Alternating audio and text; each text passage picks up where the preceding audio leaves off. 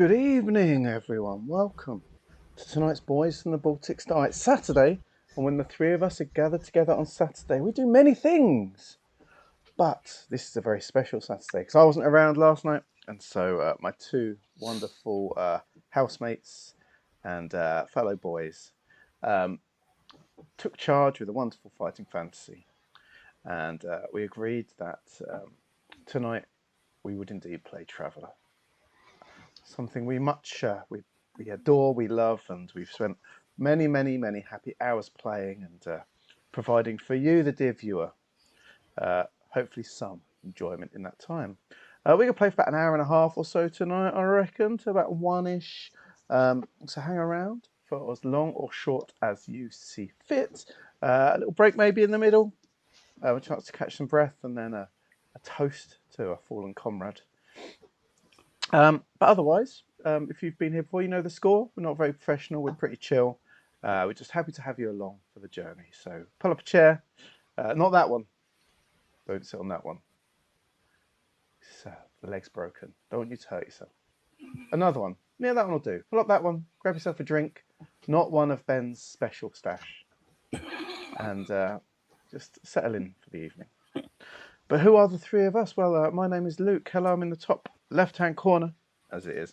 I play Kara and Soraya in this game. Kara is our artist, our hacker, our carouser, and our trader.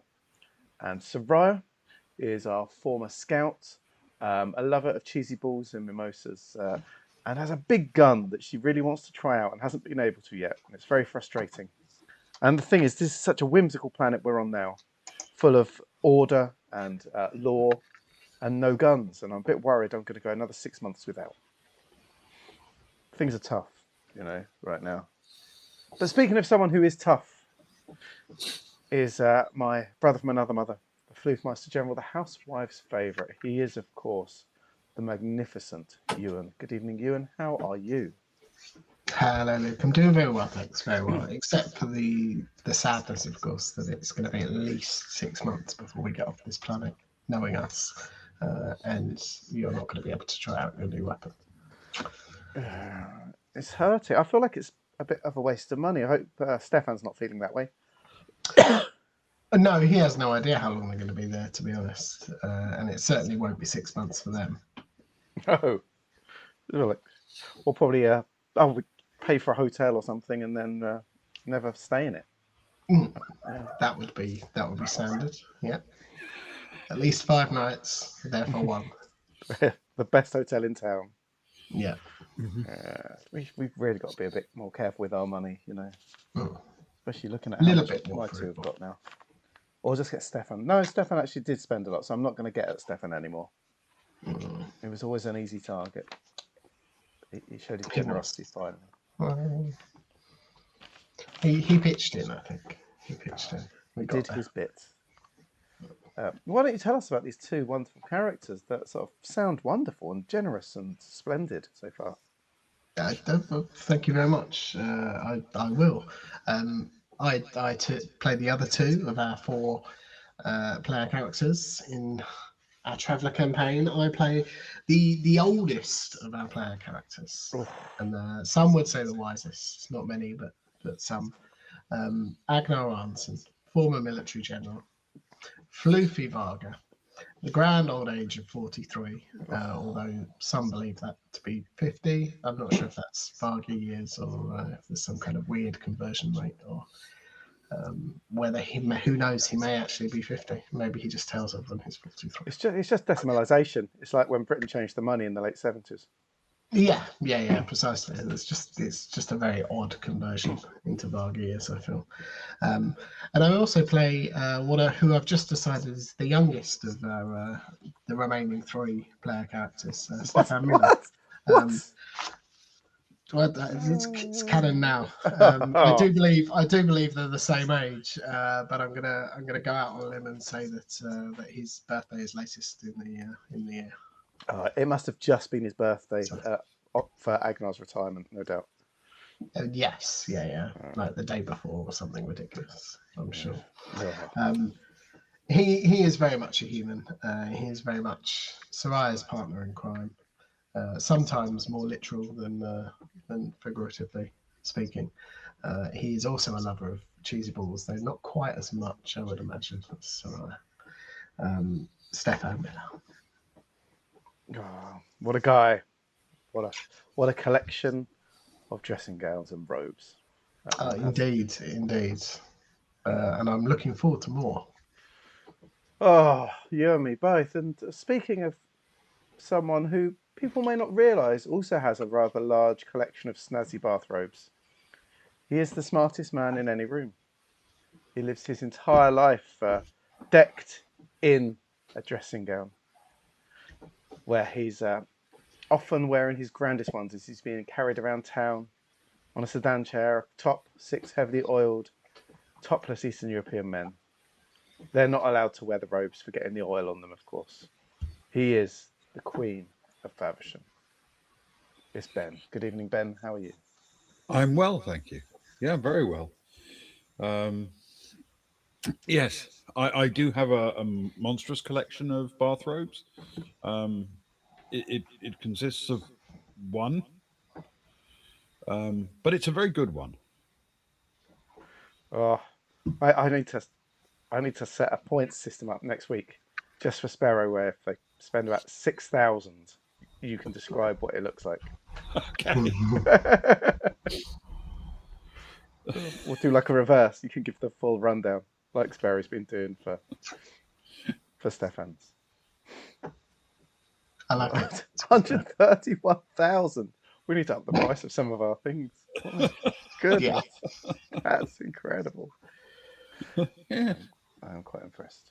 Ah, Pen's probably got more because he never spends any. $5.95 at the moment.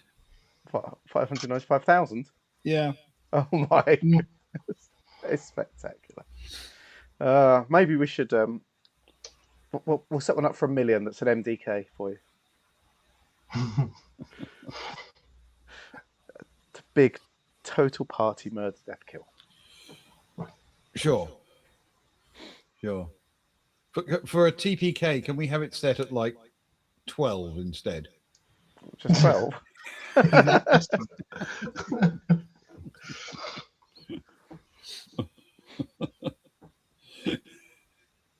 He's got bloodlust in his eyes tonight, you, and I'm concerned. I feel trepidation handing over to him for the start of the adventure. He might kill one of us in the intro. We just don't know tonight. He's off the rails. He can't be trusted. Mm-hmm. It's always possible. So perhaps I'm reaching across and squeezing Ewan's hand tightly in the hope that we'll be okay. That's not my hand. Oh, grief, you've been working out. Ben, please take it away. Okay. So welcome to Lemish. That's what they said. So our heroes have made their way to Lemish. At first, there was some concern over a boarding party that docked with the Baltic Star on arrival. Silsava was tasked with making sure their papers were in order, and they met with the local officials. After a little discussion, it was determined that they would just take a shuttle down and relatively few people to simplify things with the authorities. It turns out that Lemish has an absolute ban on all weapons, but you can leave them in the shuttle, as long as you also leave a responsible person to keep an eye on them. Caboodle was unavailable for this critical task, so it fell to Rose. Naturally, the engineers were tasked with installing a simple bar in the shuttle, as drinking seems to be somewhat restricted as well. Zoe isn't joining the party, so she's been tasked with contacting any passing ship in orbit and offering the services of the new mercenary unit they've formed, the Yay Team. It will be Rose, Sammy and Sil who will take the trip down this time. The shuttle is landed at Exilor, S209, and they clambered into a train terminal. These trains have twin sets of rails suspended each side of pylons. This allows them to run trains on top and hang them underneath for a total of 4 lines. After a little discussion, and having yet to meet a single local on the planet itself, the party took a lower level train with the destination of the Central Dome via Skellion. If they stay on it long enough, they will get to Peristia and points even further south. But all those places are just names for now. And that is where we resume the story.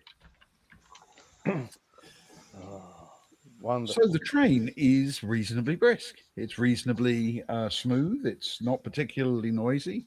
It seems quite civilized. It isn't a very long train. This particular example only consists of 3 carriages, and it seems to be completely automated. Just does its thing, and it isn't very long before you begin to slow down a little bit, and you hear a little notification sound, and on the information screen it indicates that Exelor is the next stop.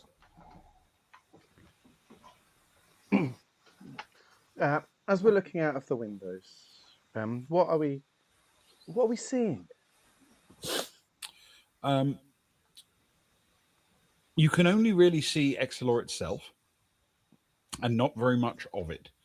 In this area, the train line carries you through a broad, shallow valley.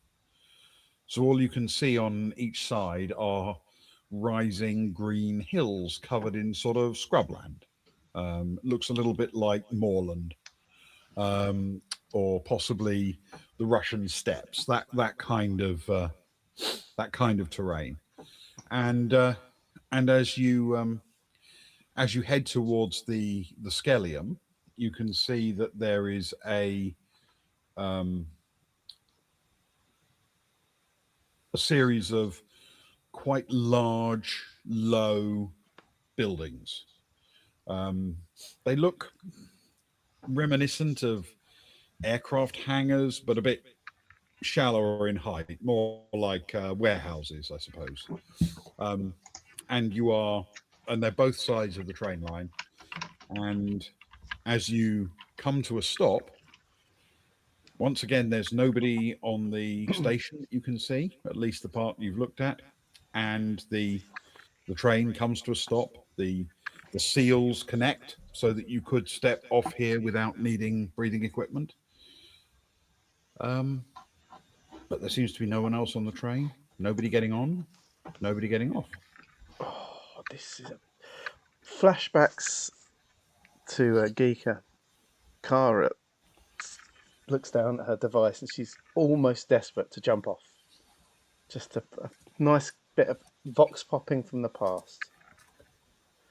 But holds that thought for just long enough for the doors to close again. Okay. Oh, that was... I wanted to. It felt... Oh, it would have been good. But no. Plan's a plan, and as much as the whimsy is taking me, it doesn't look particularly exciting out there. Well, you never know. Yeah, we'll come back, won't we? But moments Agnar? later, Definitely come the back. little electric motors that drive the train begin to accelerate it. As you're leaving the Skellium station, a train does come in the other direction and also stops. But again, there doesn't seem to be much in the way of movement of people coming and going. How empty is our train? It's completely empty other than you.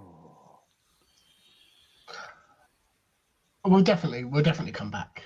Don't worry, Kara. Sorry, it took me a little while. I'll be honest, I thought you would have just jumped off. I wasn't expecting you to still be here. I think I was just caught by how empty this all is. You know, no one on the platforms. Have you noticed there's no one in the train? Well, apart from us, of course. I know you're one to split hairs. I think it's because you've got so many, you like to split them. That was very well preempted, though. When you have as many, certainly grey hairs as I do, you do tend to split as many as you possibly can. It is quite quiet. I assumed that was possibly the frequency of the trains. Maybe it's what was the population of this world again? Million? It's a big world, but Exelor seems to be the place. There is a central dome. Maybe it's just a dome. Could you imagine? It's just a ghost town. Maybe the Skellium isn't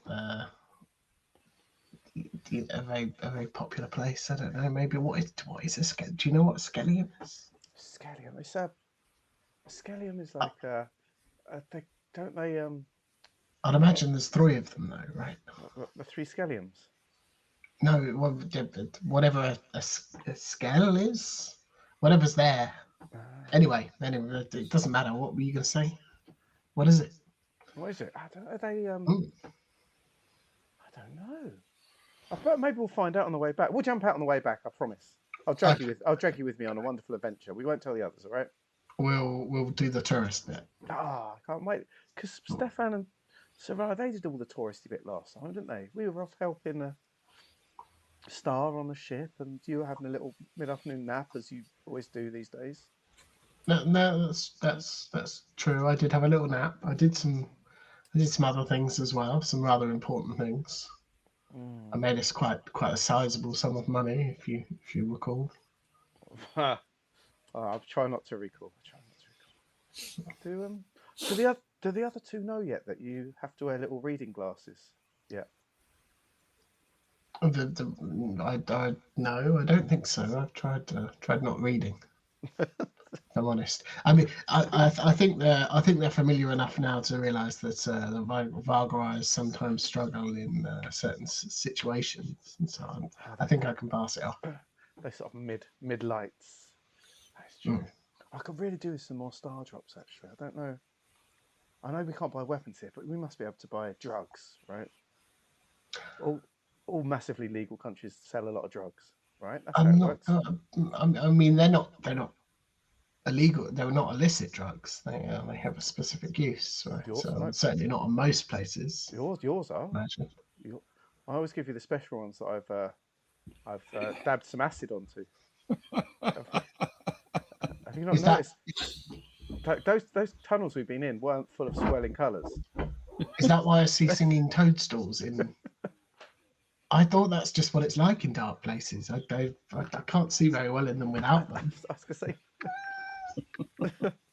See, now you're hearing things. What? The caboodle's back on the ship.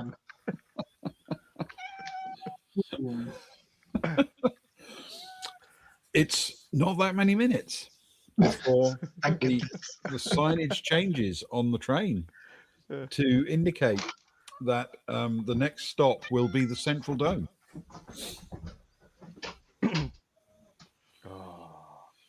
I'm quite excited. Not just any dome, the Central Dome. Sounds quite grand, doesn't it?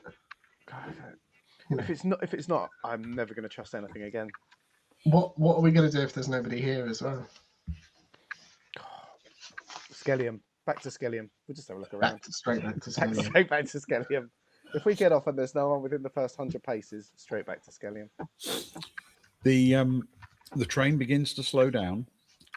By the nature of trains, it's harder to see where you're going than out the sides, if that makes sense. Yeah. Even though there are some windows towards the front, the view is always going to be more panoramic down the side. But you can see the dome coming into view. It appears to be a large vertical wall that curves away from you, like it forms the base of a big circular foundation. And the train begins to curve as if it's going to follow a portion of that wall on the outside. When the train has done a little bit of that portion, until it's effectively on the north side, right on the north side of the curved wall, it slides smoothly, coming to a stop, into what's clearly a well-constructed station. And this one's a little bit more ambitious than the ones you've seen so far.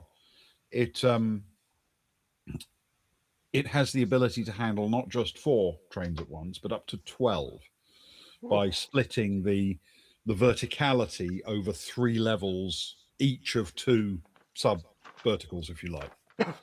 And your train slides smoothly down into the bottom of the 6 layers of trains, and it is on the near side of the wall side of the station. And when the train comes to a stop, it slides its doors open, and you are greeted by a slightly busier part of the world. On the platform directly opposite you, there are half a dozen people grabbing their things and getting ready to step onto the train you're getting off. Is this train carrying on into Lacus Latchus, or is it heading backwards again? Is this like end of line, or does it carry on to Geosium and all that, or is that a separate line? Based on the signage, its next stop is the Lacus Geosium. Oh, it is. Okay, that's good. Oh, look, Agnar. There's people.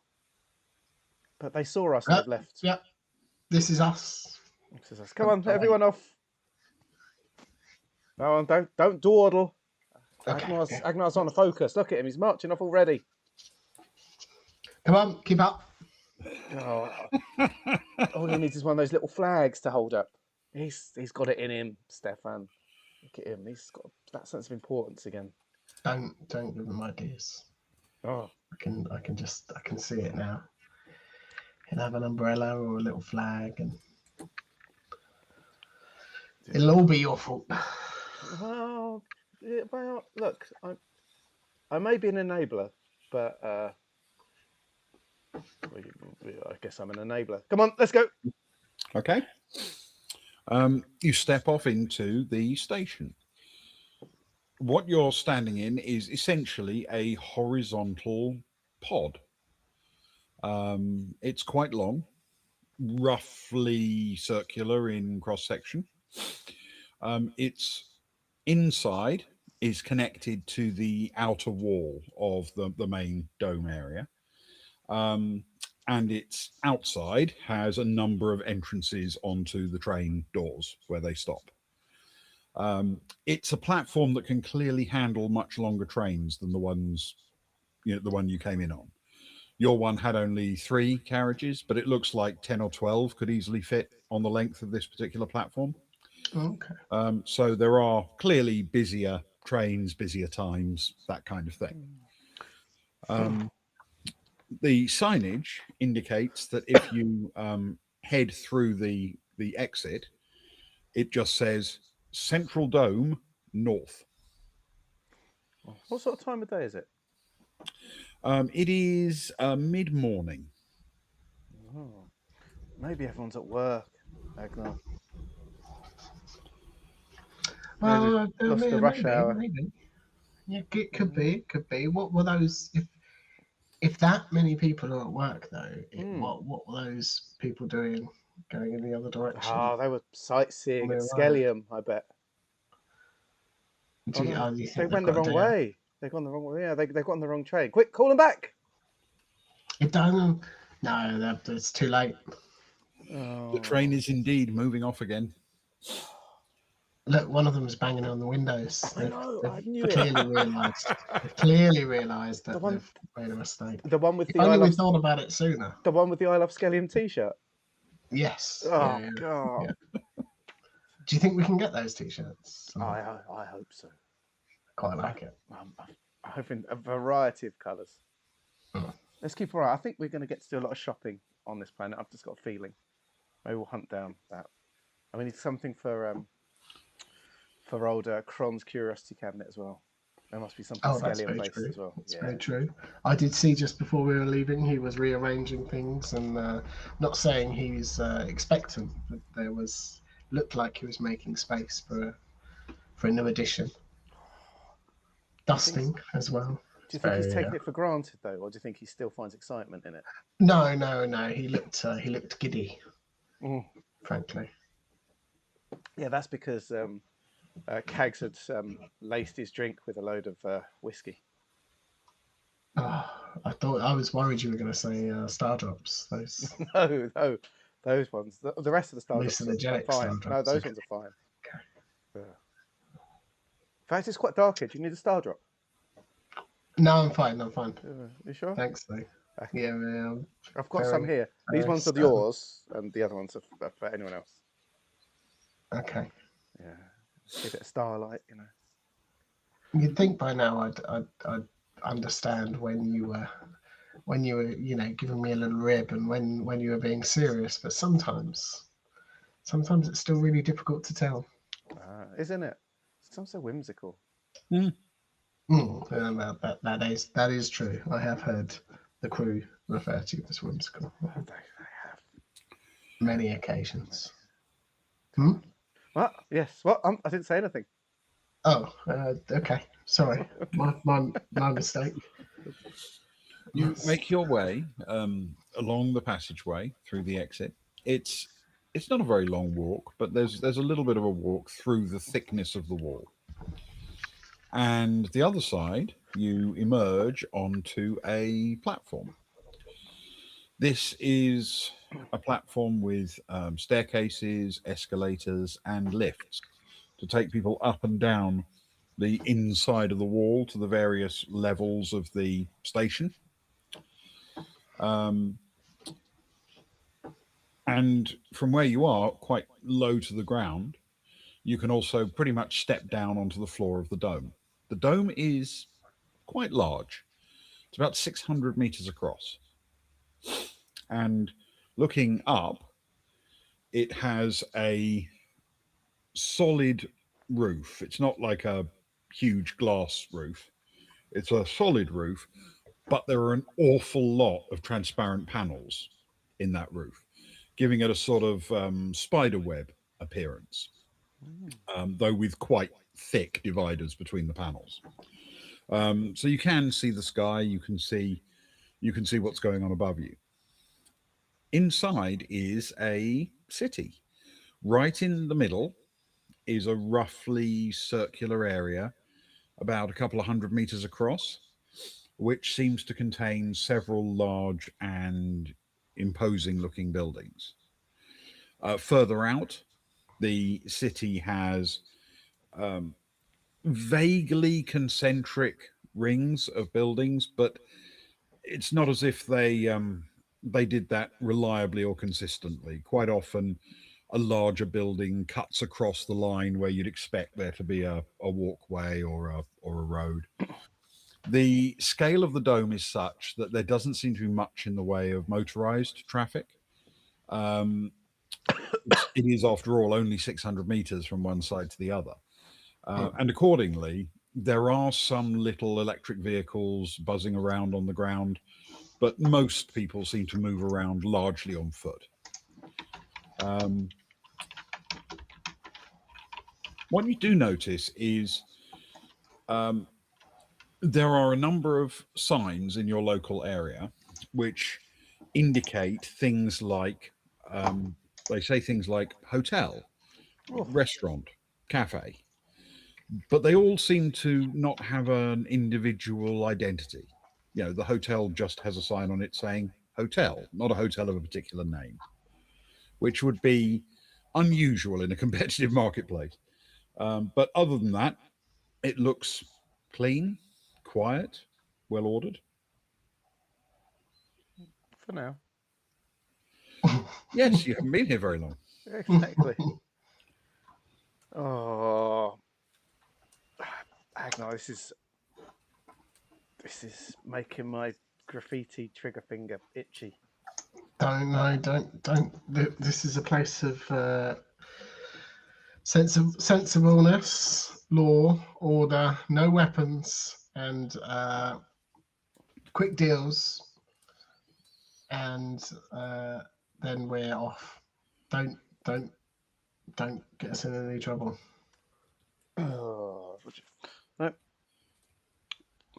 what do you want to do then? Do you want to loiter in the food areas? Go looking for something of importance? Go looking trading? Go looking to start some trouble? What? You know, tick one of our usual list of things. Kill the boss. Let's put a pin in that one for now. We You can build up come to back it. I got to you. it I got you. Yeah, when we know a bit more about what's going on here and the situation. yeah. But let's not jump straight to that one for a change. Let's try something new. Save it for a treat. Got you. And I'm happy to look into some trading. Do you want to give me the Baltic Star purse, and I'll go do some trading, and you can do what you want with the rest of the crew, I guess. Yeah. Hang on. Let me just reach into my pocket for it. She reaches in and she pulls out the hand. She just slaps him across the face with it instead. Oh, what? I thought you were offering. I thought because I did such a good job last time, you wanted me to do some trading. You said trading. No, not for you, you goon. Uh, Come on. Why don't you Daddy Agnar us to the nearest restaurant? Let's have a sit down, get a vibe of things, have a okay. chat, maybe find a Tim or something, and then Well, we'll you can find. do some sightseeing. Yeah. I like it. You can find a lot out about a planet from a Tim. Exactly. We often do. Lead on, Agnar. Use All that right, rank. this Use way. that rank of yours. And he'll hold his hand up in the air. Follow me. And, Oh, hang on. I've got Look, use my hanky here. Thanks. And he'll waft the hanky around, and almost instinctively he'll just turn 180 degrees away from wherever Kara is facing and march in the other direction, as if that conversation is done and now we're off. We were going that way. We're going to continue going. You do, in fact, find yourself marching down I think the word street is perhaps a little grandiose. It's a narrow walkway that you can fit a very narrow vehicle down or people, and it has multi-story buildings on both sides, 3 stories on each side. All of the buildings seem to be of a fairly standard construction, as if they were installed at the same time that the dome was built.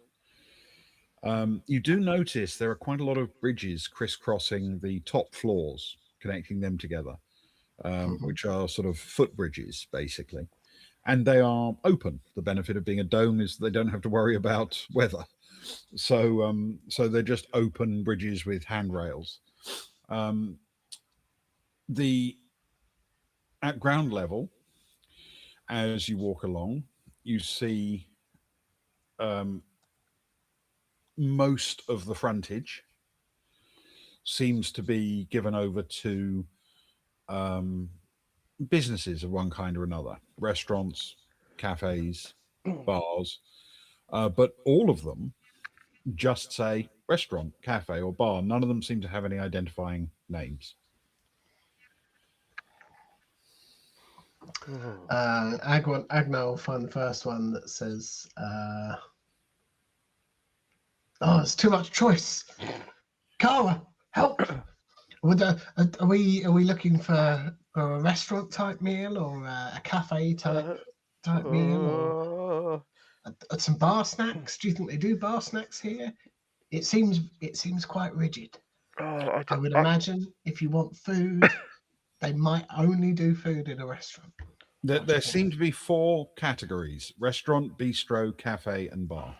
I can't. And there's a bistro over there as well. You've got to understand. There's no branding. There's no artistry. There's no. This is my idea of absolute hell right now.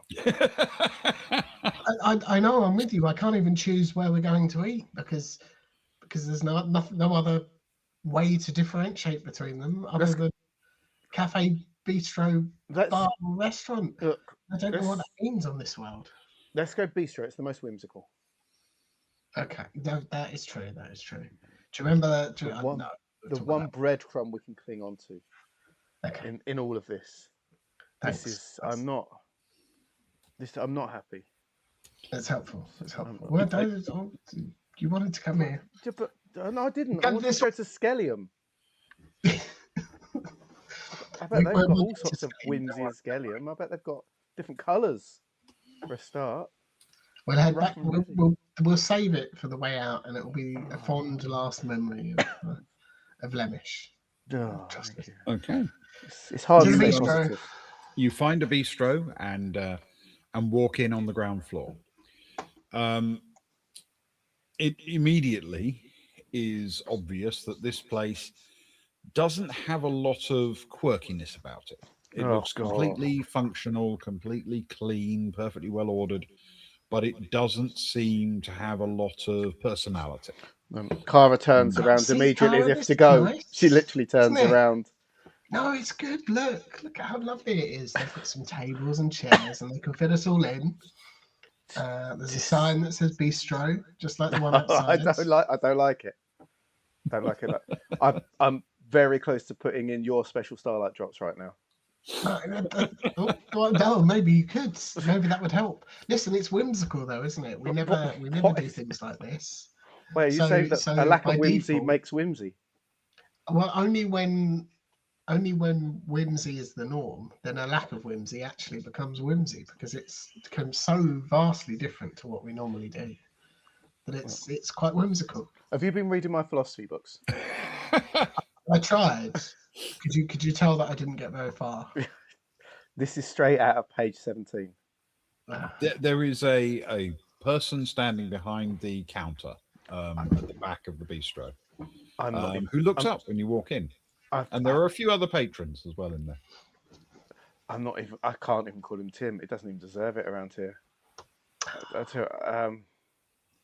No, you might be denying him the most whimsical chance he'll have all day. I'm going to use a name that's deserved around here. All right, Dave. He looks up and smiles. Welcome to Bistro Central North 6. I don't like it, Agner. I don't like it. You Bistro Central North. I don't like it. Bistro Central North 6. Bistro Central North 6. No. Look, Dave, perchance is this a name? The name Bistro Central North 6, is that because it's sort of some creativity came from it? That you looked into the concept of direction and number and space, and you thought you'd mess with the norm in any way, shape, or form? He frowns for a moment and he says, well, this is a bistro. It's in Central Dome, the north section, and it's in Route 6. No, Agner, I don't like it, Agner. No, you talk to him. Each major route has a bistro. No, I don't like it. Agner, you talk to him. I think what my friend here is trying to say is that we'd very much like a table for 1, 2, 3, 4, 6 of us, please. Which is ironic because we're in Bistro Central North 6. He immediately points at a table over in one corner, and he says, "Table 11."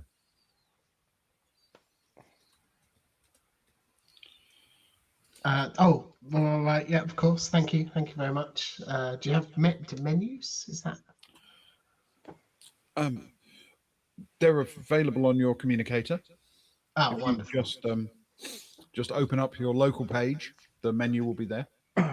Perfect. So I apologise. I'm sure you serve equally as wonderful food as Bistro Central North 5 and other bistros of other designations. But we are. Don't encourage him. If you couldn't tell.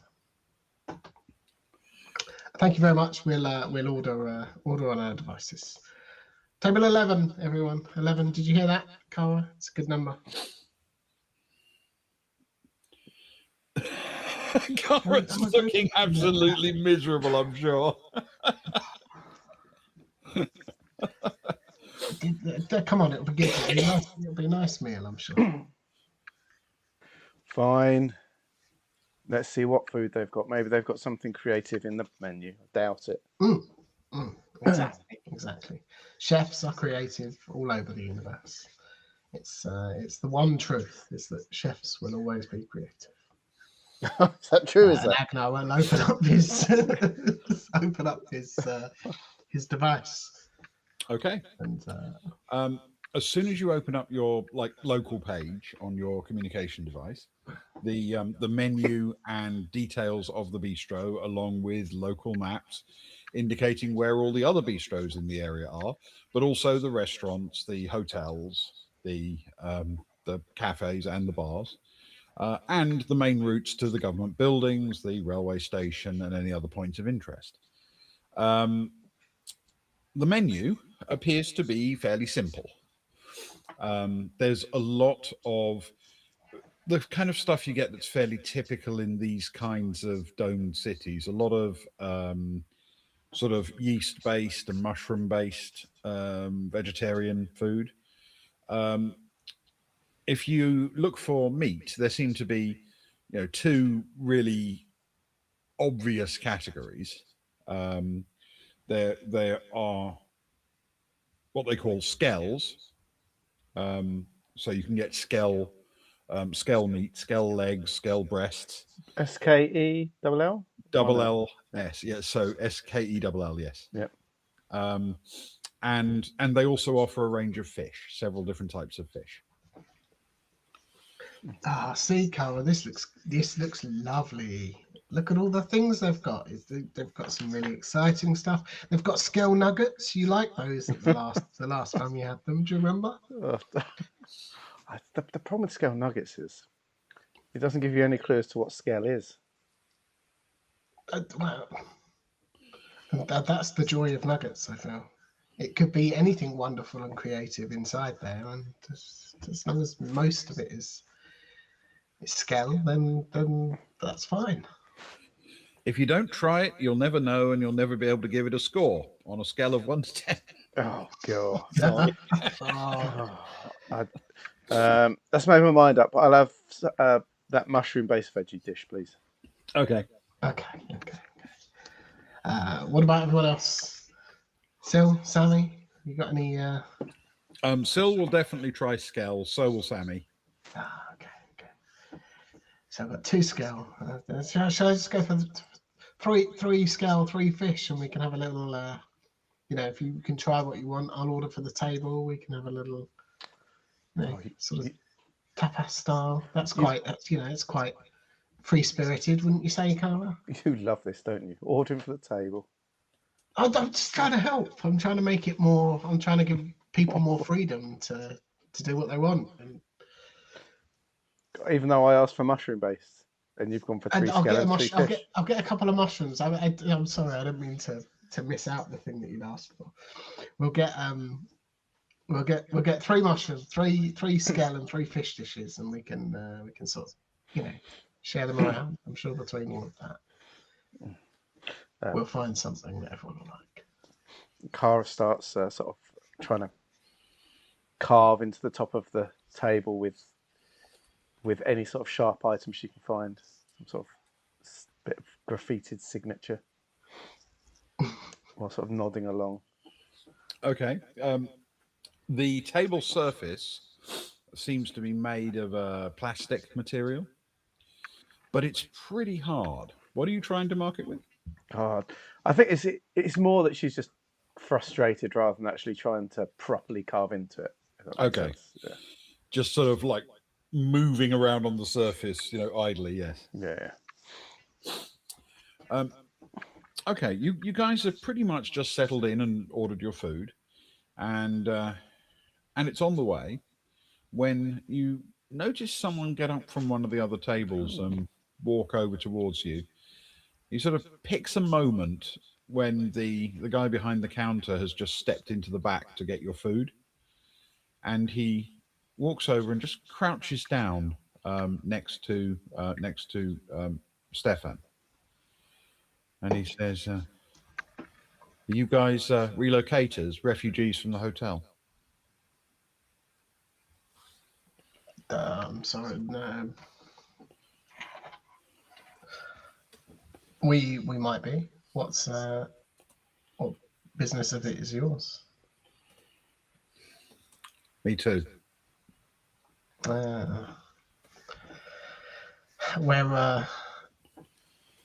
What's your plan?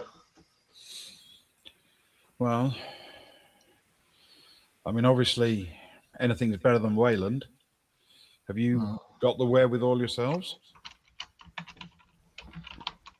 I'm sorry, have we got the what? Cash, a place to go. Not really. No, it's we've sort of been jumping from bistro to bistro, just trying to keep indoors for a little bit, off the street. Yeah. Right. Well, good luck. Can you where in fact what bistro even are we in? Where are we? Which way's the hotel? You're in Bistro Central North 6. You hear Kara grimace in the front of the corner. Audibly grimace. Yeah. So grumpy. I'm sorry. As I say, I was just assuming you'd been in, well, Hotel Central North 6. Yeah, but we've been to a lot of bistros today. I'm a little bit turned around. You know, it's quite a traumatic thing. Didn't you think so? I don't know. I was hoping to pick up some extra cash, maybe work the boats, but you know, it's hard for a relocator. Yeah, it is. It really is. Listen, why don't you hey, my friend Sarai. Yeah, hello. Why don't you give your details over to my friend Sarai, and if we find any work or anything like that, we'll see if they need an extra on top of us, and we'll give you a shout. Oh, thanks. That'd be great. Yeah, that really would be excellent. Thank you. Yeah, you're welcome. We've got to look out for each other, haven't we? Us relocators. Let me just get my device out. What's your name, friend? Paggy Rossett. How are we spelling that? Paggy. Paggy, yeah. Rosset. Rosset. Ah, Paggy. We know a Paggy, didn't we, Stefan? Don't you remember back in the day? Yeah. Not Rossett though. Paggy. No. What was the name? Paggy Findus, I think his name was. Paggy Findus. Do you remember? You're right. Yeah. Of course. Yeah. Anyway, he stands up and strides off quickly, and a moment later, the owner or proprietor of the bistro steps out with trays full of scale and fish and vegetable, and plonks them on the table. Enjoy. Sarai looks at the details that you gave. There's nothing odd about it. It's just the usual sort of details you get, right? Yep, it's usual communicator detail. Did you hear that? Did you hear what he was saying, Sarai? What about Paggy Findus? No. Look, he just it was a little bit weird. He definitely waited. Stefan will look around and make sure that there's nobody. The proprietor is no longer at the table, at least, and is busy doing something else. He definitely waited for that guy to head out and get our food before he came over and spoke to us. Why don't we send Agnar to up to him to maybe ask for something a bit extra that'd be from the back, and we can try and catch another word with him, maybe. No, we could do. That could work. Yes.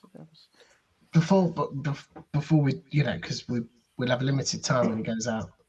But he was talking about Hotel Central North 6 and some relocators from the hotel trying to find work. It seemed a little odd. I told him we were too. So if he asks, we're relocators, whatever that means. Okay, that's why you made me take his details down. Well, no, I just thought it might be useful later, just in case anyone else had any actual serious questions, because I was just playing along, trying to find out more information. But go to particularly. You're not trying to set me up with someone else again, are you now? Because you're doing Scylla together. No, I just didn't want to give You're him feeling my awkward. contact details. Oh, so you gave mine. the Thanks. person's details in my device. But yeah, well, not in an odd way.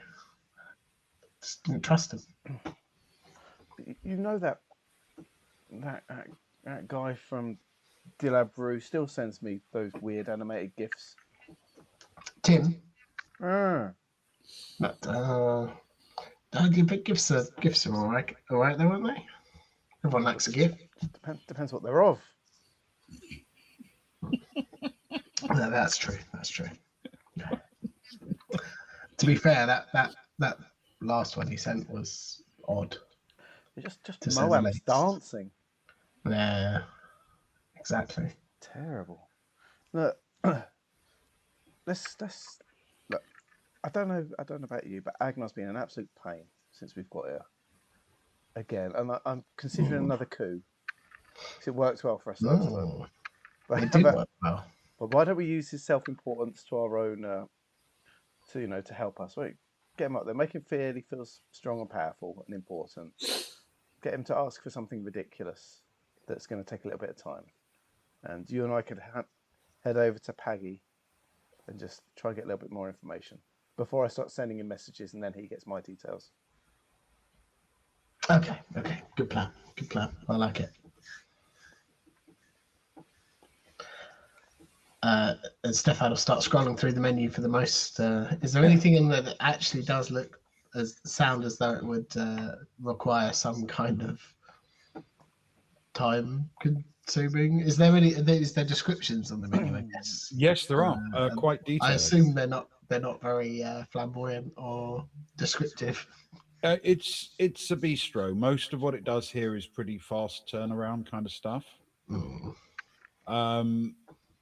And it's not just that the food is relatively quick to prepare, it's also that it's relatively quick to eat. This is lightweight food, fast turnaround, fast and efficient kind of things.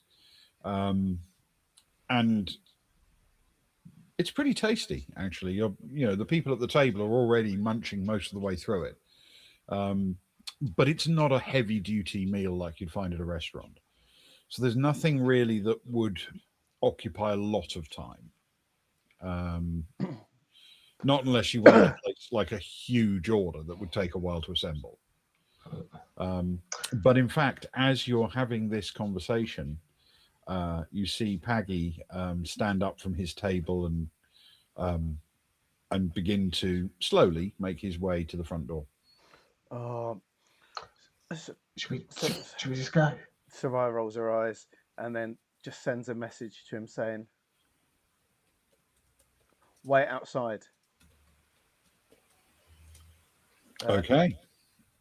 And then a bat, and then an exclamation mark, and her finger slips and sends a strange emoji of a birthday cake. Okay. As he's getting to the door, you see him glance down at his communicator, and he stops and doesn't turn around, but he gives an obvious nod that you can see on the back of his head, and steps out onto the street.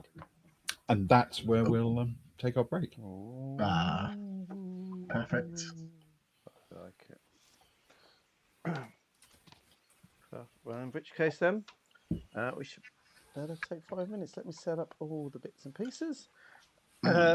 We should be back in 5 minutes for the toast and the second chunk of this evening, so please don't go anywhere.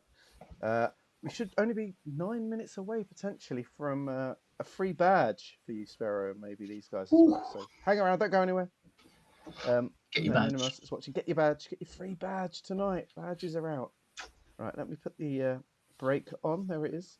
Let me put the music on, and we'll be back in about 5 minutes. Don't go anywhere. Toodaloo.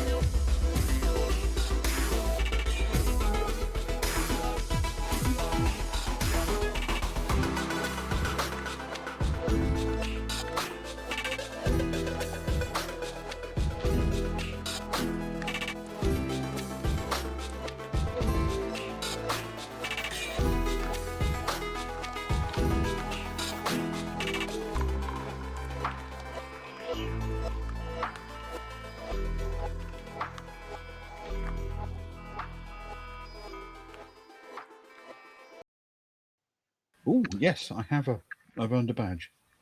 Perfect timing. We're back, dear friends. Ah, And thank you for hanging around.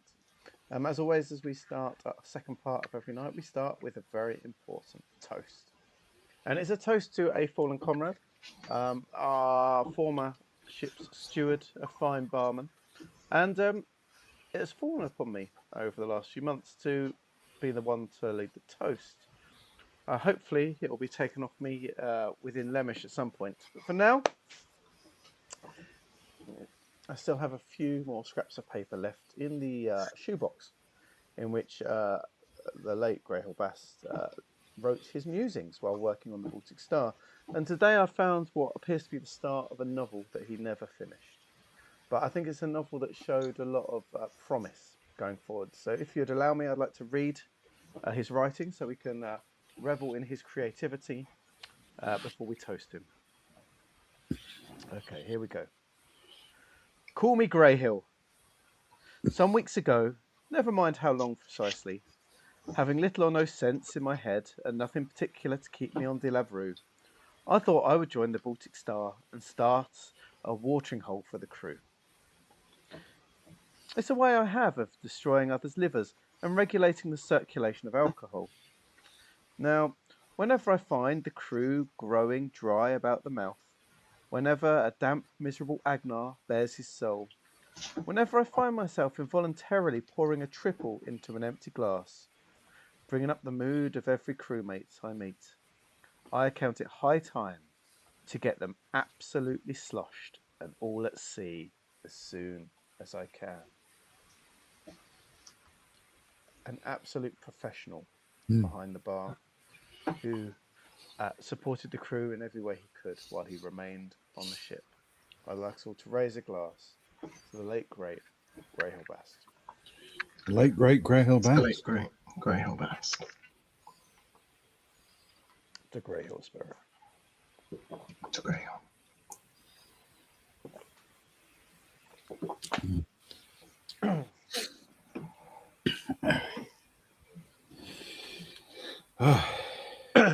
Right. So, as I say, the food is relatively light and relatively quick turnaround kind of stuff. It's good though. It's tasty. And pretty reasonably priced actually. It comes in at 48 credits. Mm. Wonderful. Agnar will pay the 48 credits.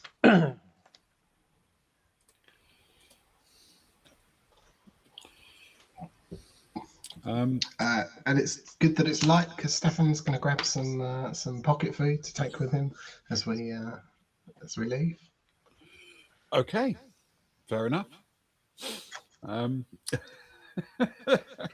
God. You walk out onto a street, the street you came in from. It is there's a few people milling about, and just leaning against the building opposite, Paggy Rossett. Mm-hmm.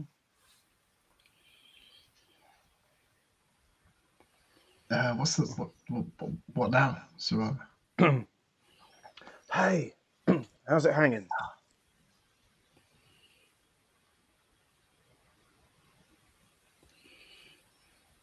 Okay. So, you have a plan? I mean, to avoid Wayland. Oh, we've avoided many groups in our past. Still, we're pretty light on our feet, aren't we, Stefan? Sarai looks at his pockets full of food. We're very ridiculously light on our feet, frankly. Yep. Except for our Varga friend, he appears to be putting in his sort of midlife spread a little.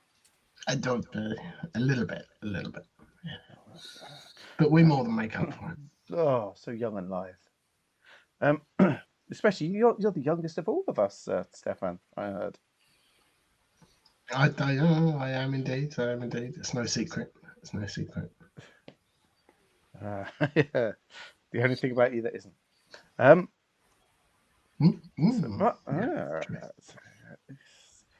So, Peggy, you wanted some money.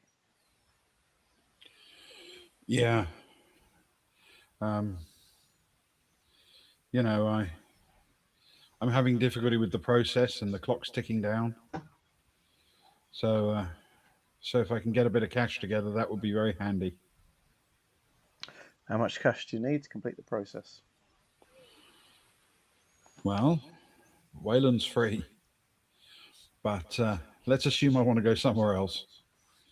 I was hoping, you know, if I could get my stuff lined up to try somewhere a bit further afield, maybe a subsector over.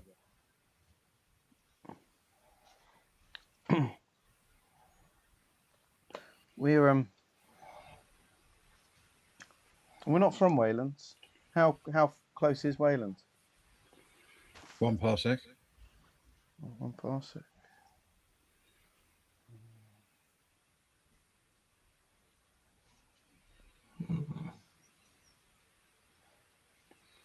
How long have you been? How long have you been in Central Dome? Well, I got made a relocator after. Well, I wasn't a very good employee, put it that way, and that was 4 weeks ago.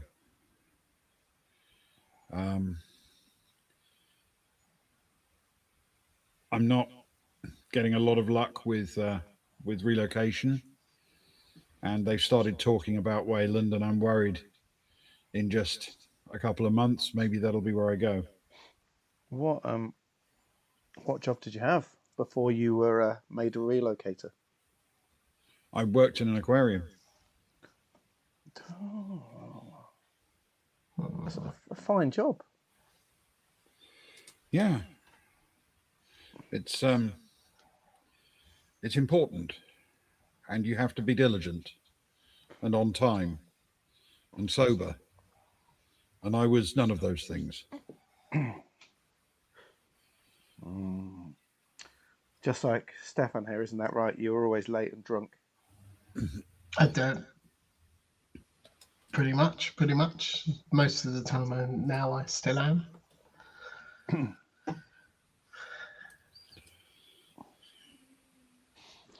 4 weeks. What are you thinking, Stefan? Well, I don't know. It seems like our friend here is in need of some help, And we do like to provide help to friends. and we do like to provide help for friends. We like to be helpful, and we like everyone to have. What's the best way of putting it? How do we? I think we can help. We can help, can't we? We can. Peggy, how long before you think you're going to be forcibly relocated to Wayland? I mean, in theory, it's a long time yet, but in practice, because I'm not getting any joy with the relocation process, there's a good chance they'll cut it short for me. You know, tell me it's not going to work, and then suddenly I'll be on a ship to Wayland.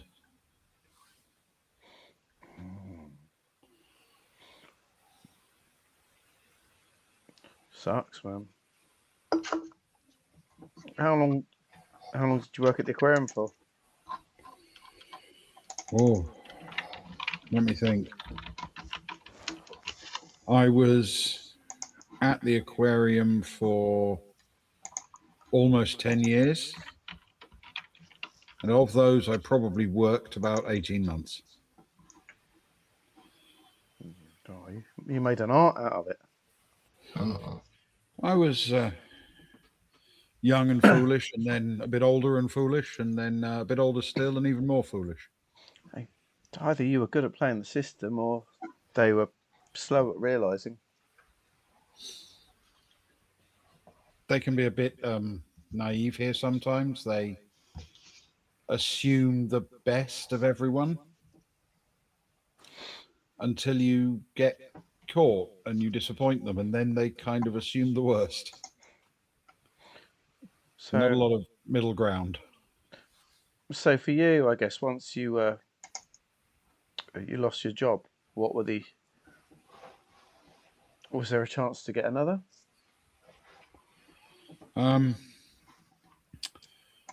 When I had my hearing, it became pretty clear that no one would take me except maybe the boats. And I came here because, there are, in theory, good opportunities to get on them from Central, from Coral, from Peristia, but so far, no luck. Mm-mm.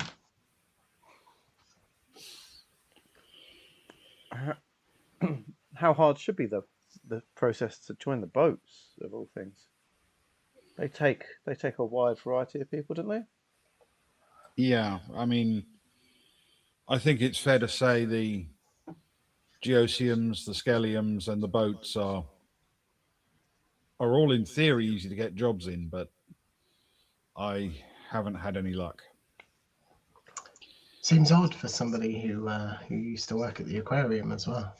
I just feel like there's a lot of transferable skills. I think it's hard with my track record, if you know what I mean. Yes.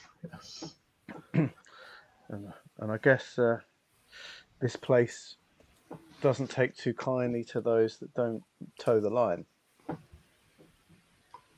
They have a rigidity to them. I always used to rather like that.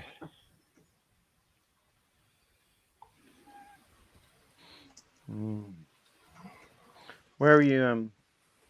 Where are you staying at the minute, or are you just getting your head down in place to place? My hotel, Central North 6, Central North 6. but I'm not allowed in there at the moment.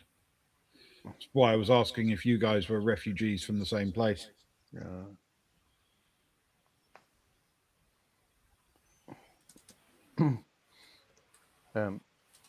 That's where I look at Agnar. Not Agnar. Why would she look at Agnar right now? She wants to assert him. She looks at Stefan. She looks at Agnar first, and Yeah, in the window she can see him passing the dishes around the table, trying to get Kara to eat some more of the vegetable mushroom dish. Giving her a little nudge, like, "Oh, look," and he'll try some himself. Yum! This is lovely. Oh, he's such a... Oh, he's upset with me, Stefan. Look, at least I've got you, Stefan, and shall we tell him the truth? Or at least some of the truth? Yeah, or do you want to keep playing? I don't think there's anything for us to fear here. No, only fear itself. Oh, have you been reading Kara's philosophy books again? Fear is the mind killer. That's straight off of page 17. It's a big page, that one. It is a big page. It folds out. It's got like a diagram and everything. Yeah. Young Paggy, we aren't relocators. We're off-worlders. My apologies. Well, My friend here likes to. He defaults to suspiciousness. It's his nature. He's a suspicious mind.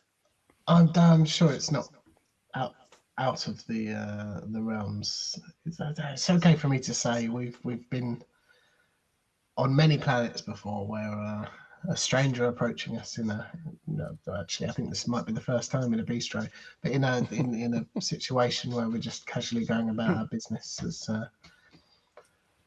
has not always been a very straightforward and simple, and sometimes it's been a little bit dangerous. So we like to try and I like to try and at least convey to people that we're from the same cloth as them, and we've got some kind of shared interest. My apologies, at least until we can figure out what the situation is. Okay. Well, you guys don't have any problem leaving then. Congratulations. Well, thanks, but we like to, when we make Planet, we like to spread our fortune among those we feel might need some support. I'm guessing if we were to try and smuggle you off, they would. The checks were so thorough that we wouldn't stand a chance. Well,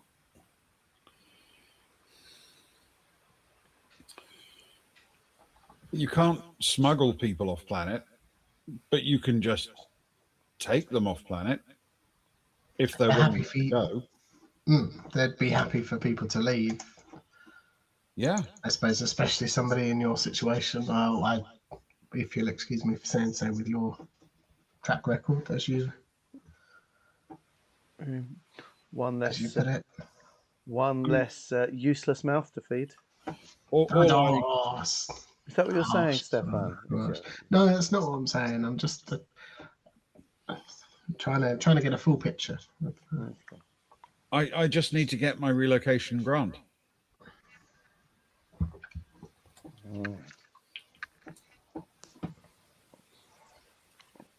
That's what they all say. How does that work? What do you have to explain to us off-worlders, I'm afraid? Okay.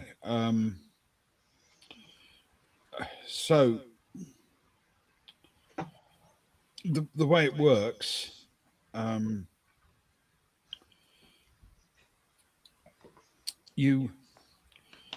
if you decide you want to leave the planet, then you can leave, of course. There's a process. You apply for a relocation grant.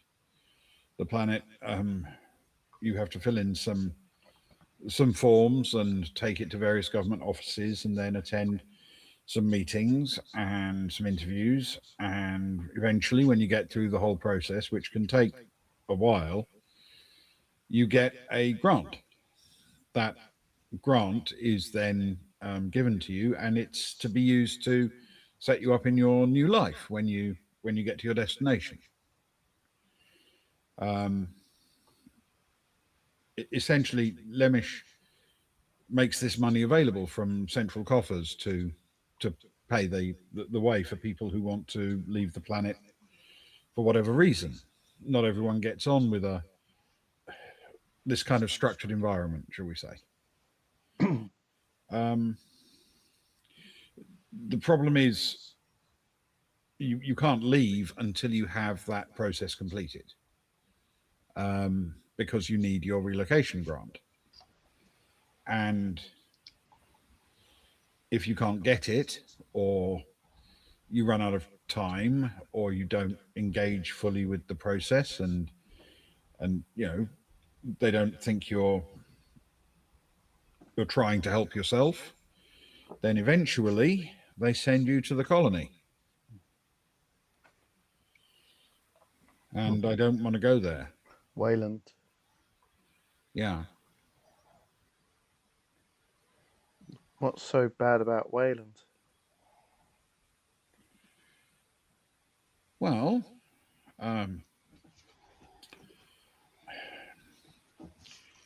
in some ways, nothing at all. I mean, it's just a place, right? But try to imagine a place which is pretty much lacking in atmosphere and has a total population of a few hundreds, and is functionally a labor colony for here. Let me guess, you have no choice but to work over there. Well, it's not a penal colony or there's no slavery, you understand. But there, you don't eat very much if you don't work, I suppose you could say. Mm. Okay.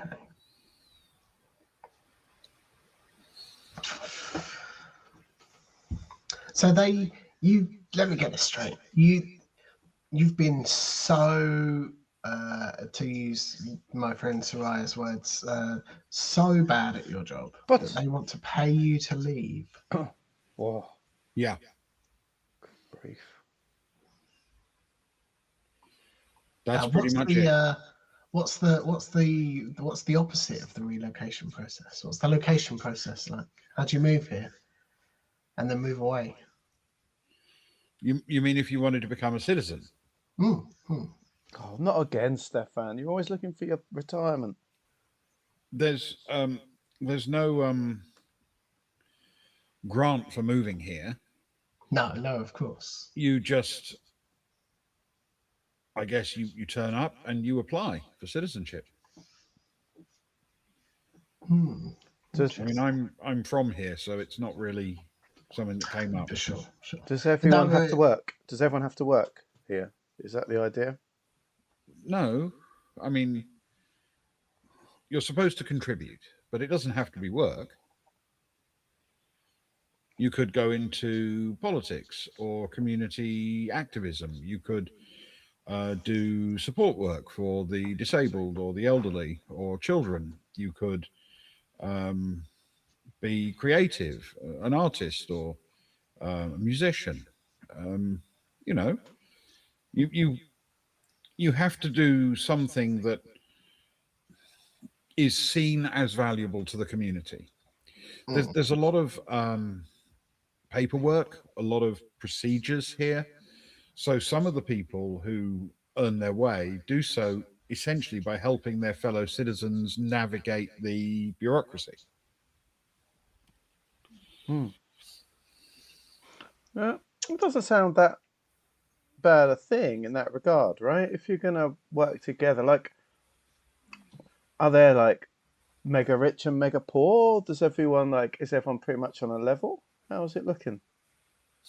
Well, I don't know that there's anybody who's rich. And while there are plenty of people who don't have a lot, myself included, you know, everybody has a bed at night, everyone eats. It's there's there's a minimum level of survival that is provided automatically. Oh,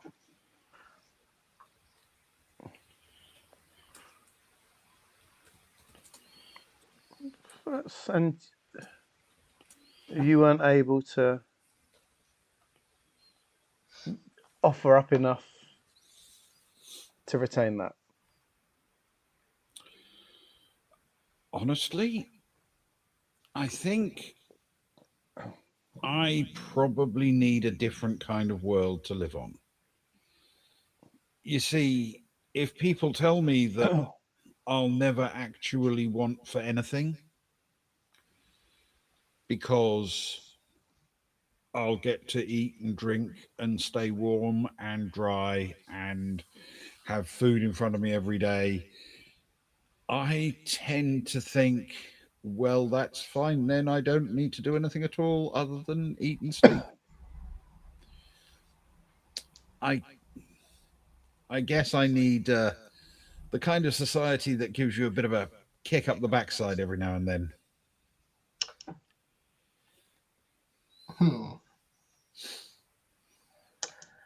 I can certainly see people like that we know, can't you? So True, he worked at an aquarium. That'd be great. it would. That That was on when you showed me the list of your favourite jobs. That was top 10, man. It did, yeah.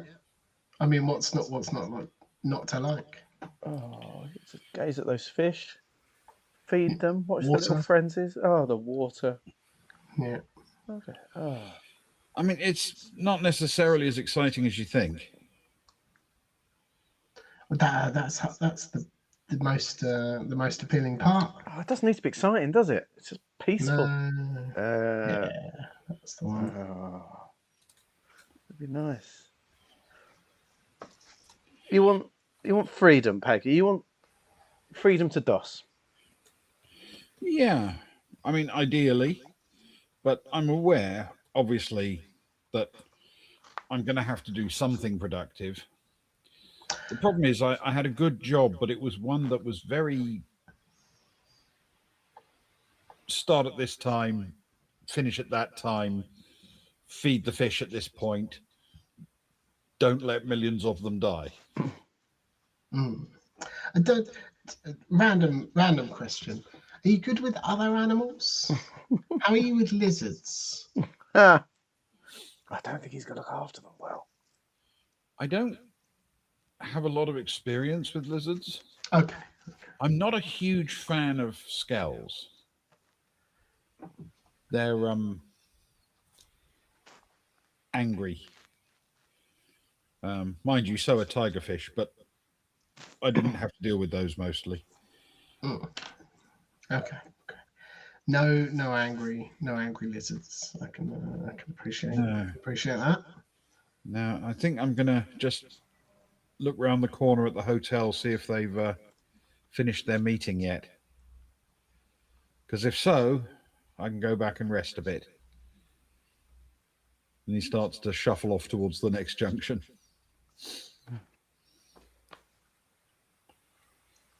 Well, what do you think, Sarah? Is this our mission for this planet? Is this a deed of, what was it you called it? A deed of goodness. You always talk about a Do one mission deed for a of goodness planet. day. That's what you say. You had that big booklet of all the missions for the planet that we'd done since we all got together. Well, just you and me, I feel it's important that whatever these idiots do, we do something meaningful and worthwhile on every world we visit. Let's leave everything a little bit better than when we got there, you mean? Yeah. That's the one. I looked at your booklet the other night. Mm. As you're saying this, you see him get to the corner and he peers round it and then sort of steps back and slumps a little bit, leaning against the wall again. Oh. Your booklet said you wanted to woo Sil Salva. That was your last special. It's not a booklet. The booklet is a completely different. Is that why there's jam on my diary? Were you looking at it? Can't help it. Look, jam toasted sandwiches. Unbelievable. I'll tell you what, Rose has perfected the jam toasted sandwich. Don't knock it till you tried it. What, you licked it off the page? Yeah, of course I did. It was sticky and horrible, and I think I don't know, man. This is in some ways, I think everyone should have the right to lead their own life, and this is the sort of stuff we fought for back in our student days, man. Mm. But at the same time, this is like, it's drab and utilitarian, but there's support for the poorest here. Do you know what I mean? There's no mega rich. Everyone does their bit, and that's also something we fought for. You know? Yeah. I'm not saying we should tear the planet down. It sounds good. But it sounds like I think those that don't want person just wants to be free. They want to be free to do what they want to do. I think those that don't want to do it, they should definitely have the freedom to choose and to leave without being sent to some sort of hard labour. For sure. I agree totally. I think, I don't know. Have you seen his eyes though? They're a bit shifty. It's just one of them's lazy. I don't Which know. Well, so is he, ironically. Yeah, I know. It's not just his eye that's lazy. He's now shuffling back towards you, his hands sort of in his pockets. Don't give him any money. No. And as he approaches, he sort of shakes his head at you. No, the sign's still out there. Political meeting, no relocators or off-worlders. And that's where we'll call it for tonight. I want to go to the political meeting. Burst in, cause a scene. Yeah. Oh. That and getting a liquor license. They're the two things we need to do. Add it to the list. Okay. Oh, thank you, Ben. This is a fascinating place. You're very welcome. I'm glad you're enjoying it. It feels like it's been flavoured by your time in the West and East German border. Yes, and the Soviet Union. Yeah, exactly. Yes. Good and bad, if you know what I mean. Yeah, absolutely. Well, there's no such thing as black and white, is there, at the end of the day? Indeed. There's a Rose's cat, speaking of black and white. I don't know what colour Rose's cat is. Oh, that's a good Is that good? segue. Thanks, I appreciate it. Oh, that's an excellent segue. Right, yes. I don't know why you're saying thanks. It was Sparrow's segue, I feel. I just hopped on, took a freebie. Yeah. Right. Meanwhile, on the Baltic Star, Caboodle was visiting new people. She was lucky in many ways being on the Baltic Star, but the very best thing about the ship was the number of people. Kittens want a few things in life. Sleeping, that's a big one. A nice, warm, safe place to sleep. Food mattered to her as well, and most of the crew could be beguiled into sharing a little of whatever they were eating on top of her regular meals. Other than those essentials, Caboodle had two other things that really mattered. One was simple company. She wanted to share her world with people she could climb, people she could nuzzle, people she could commune with. The other was something that was really important to her: play. She loved games. She loved games with strict rules that only she knew. These games were played with humans, and every time she got to win. She played often and with all of her heart. She played Stalk the Human, Stalk the Varga, Stalk the entirely imaginary spot on the deck that she had completely randomly decided was her mortal foe. When she'd won her game, she went and rolled all over Rose's foot or fell asleep on Cags. But today, there were new people. She found them sitting and talking with Zoe in the crew lounge that had become their unofficial headquarters. Here, just forward of the engineering spaces, they could assemble and discuss important things. Caboodle appreciated this, of course. It was nice of them to spend so much time planning how to entertain the kitten because, after all, what else could they be planning? She walked in and stood on Zoe's foot, stretching up to rest her front paws just below the Zodani's knee. Zoe absently stroked her head, but didn't stop the discussion with the other humans.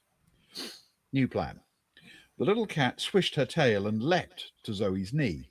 At least in theory. A swift hand caught her mid-air, and gently Zoe tossed the kitten onto the table opposite. Caboodle slid a short distance across the smooth surface before turning to survey her new opportunities. Ah yes, an elbow. There was an elbow resting on the table. It belonged to the female human, the new one. Caboodle crouched. An elbow practically demanded stalking. With a slight tremble of her hips, the kitten sprang forward to subdue the implacable elbow foe before her. Well, almost. The table wasn't affording any actual grip of note, so what the people in the room saw was a kitten, crouching almost motionless, suddenly explode into a chaotic mess of flailing feet and swishing tail.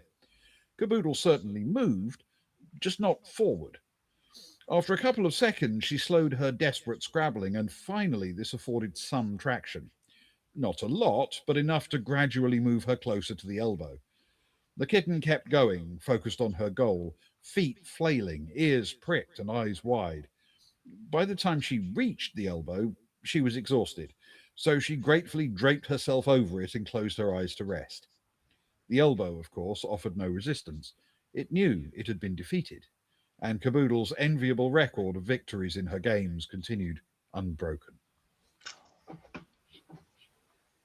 Wonderful stuff. Oh, I wish I had the Rudy option available. Let's go for that. That's about the closest.